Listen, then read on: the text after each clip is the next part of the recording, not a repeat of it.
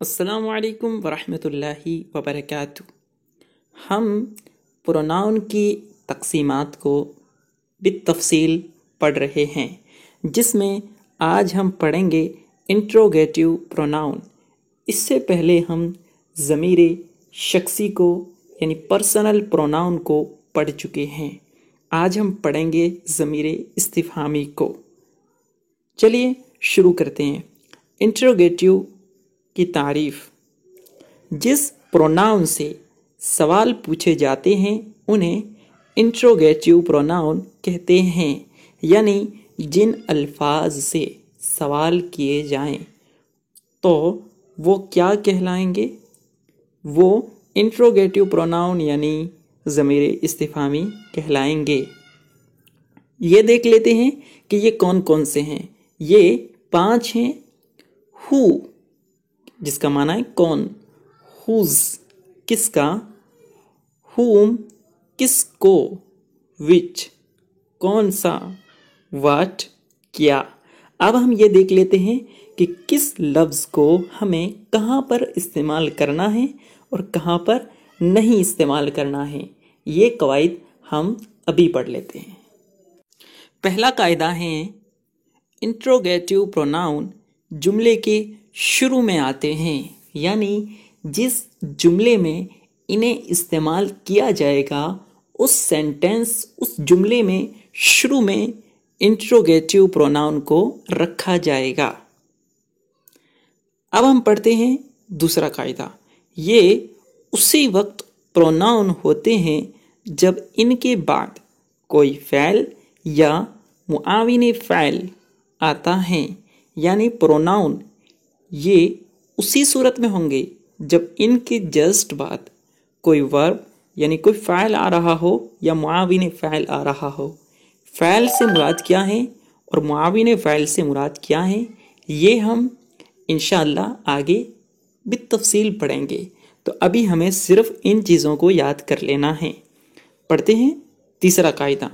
Whose, home, ہو کا استعمال ذوی العقول کے لیے ہوتا ہے، جبکہ واٹ غیر ذوی العقول کے لیے اور وچ کا استعمال کسی چیز کو منتخب کرنے کے لیے ذوی العقول اور غیر ذوی العقول دونوں کے لیے ہوتا ہے۔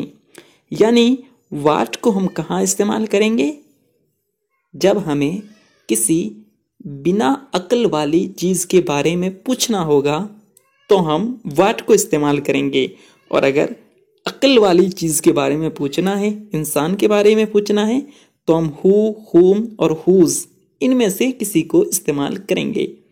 اور اگر چاہے عقل والی چیز ہو یا بنا عقل والی ہو، اگر ہمیں کچھ چیزوں میں سے کسی ایک کا یا چند کا انتخاب کرنا ہے، انہیں چننا ہے یا کسی سے چنوانا ہے، تو اب ہم کیا کریں گے؟ وچ کو استعمال کریں گے۔ مثالوں سے ہر چیز کو سمجھتے ہیں۔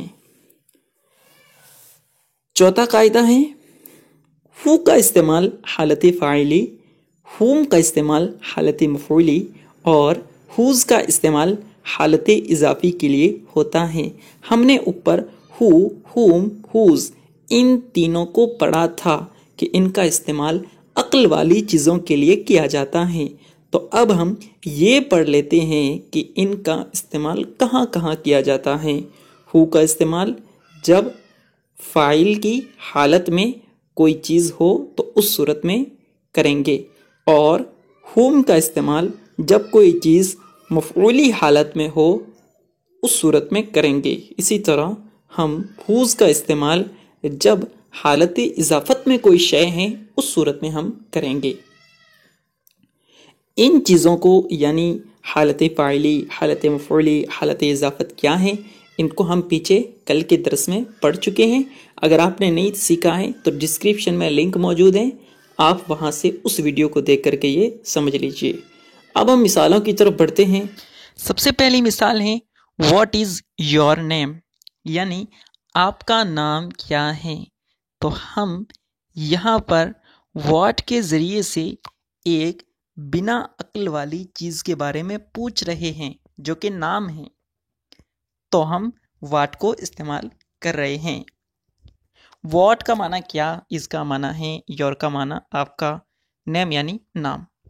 ہو وینٹ دہلی، ہو یعنی کون، وینٹ یعنی گیا، دہلی یعنی دہلی۔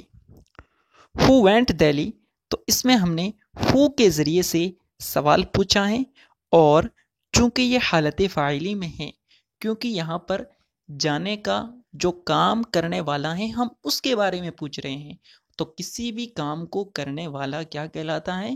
فاعل کہلاتا ہے، اور جو چیز فاعل کی جگہ پر استعمال ہو وہ حالت فاعلی میں ہوتی ہے۔ اب ہم پڑھتے ہیں اگلی مثال۔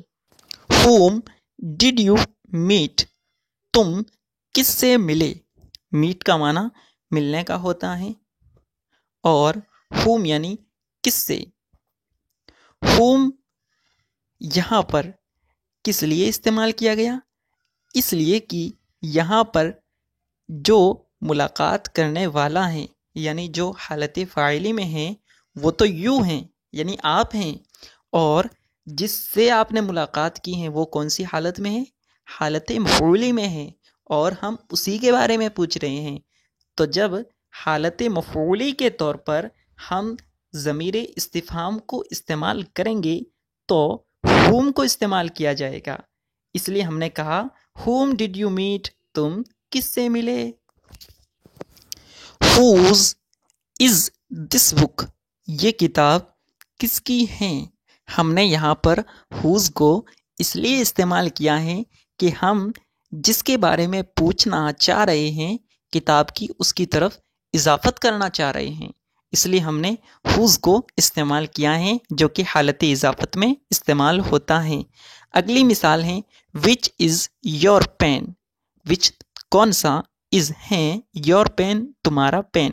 یہاں ہمیں کچھ پینوں کے درمیان ایک پین کا یا یوں کہہ لیجئے قلم کا انتخاب کروانا ہے کہ قلم تو بہت سارے ہیں لیکن بھائی آپ کا کون سا قلم ہے، تو اس لیے ہم یوں کہیں گے which is your pen، تمہارا قلم کون سا ہے، تو آپ بتا دیں گے کہ بھئی میرا پین فلاں ہے، تو اب یہ انتخاب ہو جائے گا ایک چیز کا، یعنی آپ ایک چیز کو چن لیں گے۔